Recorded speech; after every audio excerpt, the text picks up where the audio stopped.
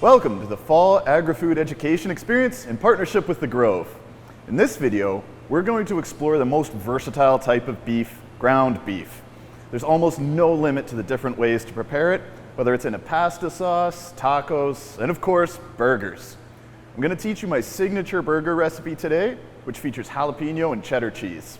Unlike most other cuts of beef, you'll typically find warning labels on ground beef instructing you to cook it all the way through, or to 160 degrees Fahrenheit.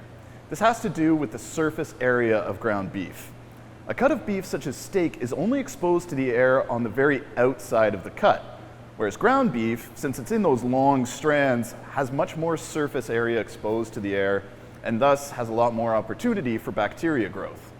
Taking store-bought ground beef to 160 degrees ensures that the bacteria has been killed and the beef is safe to eat.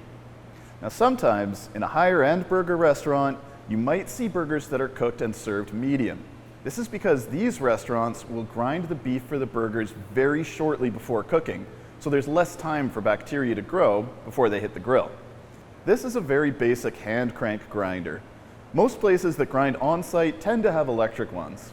This one is composed of a hopper, where you feed the meat in, an auger, which pushes the beef along as it grinds, a blade, which cuts the beef, and finally an extruder, which shapes the beef into the familiar ground beef shape. It's very important while working with a grinder to keep all parts as cold as possible, because there will be a lot of friction happening on the inside of the grinder, which can cause the fat to melt and smear around on the inside. This will result in an unpleasant texture and make the grinder more difficult to clean. Now on that note, one tip for cleaning a grinder after your use is to first send a carrot or a potato through, as they'll push all that fat out ahead of them and make cleanup a breeze. Ground beef tends to be made from the tougher parts of the cow, as the grinding process minces the meat and makes it more tender. So most of the beef you'll find in the store comes from the chuck, the shank, or the round. However, some restaurants will use loin or rib cuts. This is all due to different fat contents as well as different flavors. Top sirloin has a deliciously rich beef flavor, so it's definitely favored in high-end burgers. To grind the beef, I'm first going to cut it into cubes small enough to fit into the hopper. Once that's done, I can start feeding the beef in and turning the crank. Having a hand crank grinder is definitely safer than electric, because if I get my fingers caught, I can simply stop turning the crank. So as the auger pushes the meat down to the blade, it's forced up against the holes of the extruder and pushed out. You'll see that the fat is still very pronounced in the beef, so to blend it more evenly, I can send it through a second time. The other advantage of having a grinder is that I can season the beef at this stage before sending it through again, and have the flavors get blended all throughout and straight into the meat. Now if you don't have a meat grinder at home, because not many of us do, ask your butcher for their freshly ground beef. It will be much more flavorful than the tube packages.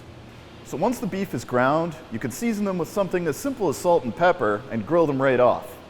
If you want to put your own spin on things, you can make a spice blend, add some custom ingredients such as peppers or onions. If you're adding additional ingredients into the burgers, it's a good idea to add egg as a binder, which acts as kind of a glue to help everything stick together. Another very common ingredient to add to burgers are breadcrumbs. These help absorb the fat from the meat as it starts to render and keeps the burgers juicy, instead of the fat dripping out onto your grill and causing flare-ups. It will be absorbed and result in an extra juicy and delicious burger. In my signature burger, I like to add a little bit of heat, so I'm going to make a cheddar jalapeno burger. I'm going to add some finely diced jalapenos from our garden, some grated cheddar cheese, some finely diced onion, and a bit of Worcestershire for some delicious umami flavor. An egg to bind it together, and some panko breadcrumbs. I'll season it with some salt and freshly cracked pepper, and away I go. So once the burgers are mixed, it's time to shape them. To do this, I like to roll them into a ball about the size of my fist, or you could weigh them on a scale if you wanted to be exact. Using my hands, I'm going to flatten each one into a disc. Whenever you cook a burger, some fat will drip out of it and the meat will contract as it cooks, causing it to shrink. Make sure that your patties are a little bit bigger than your burger buns, so when they fit nicely on the bun after it's cooked. I also like to make a small divot in the middle of the burger patties. This helps to make the burger stay flat when you cook it. I've got my grill pan nice and hot, so it's time to get the burgers on.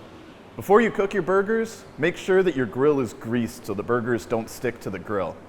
My favorite way to do this is by cutting an onion in half, dipping it in oil, and then I use this to season the grill at the same time that I'm greasing it. Now you might see in movies or on TV people pressing the burgers on the grill, but this is a mistake. All that sizzle that happens from the juices dripping out the bottom is all that rendered delicious fat going onto the grill and being wasted. You'll get dry burgers. I like to cook them about 4 minutes on each side to start with, and then I'll start flipping them more frequently the longer they cook. As the fat renders, it's going to want to drip out onto the grill. Flipping them frequently keeps those delicious juices moving through the meat instead of being lost out the bottom. The burgers have been cooking for about 8 minutes now. Let's take our thermometer and see what temperature they're at.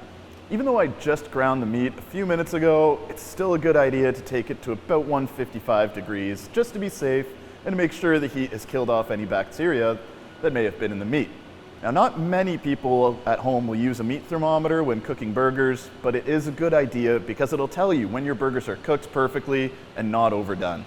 My burgers are ready. Wow, I can't wait to try this. Wow.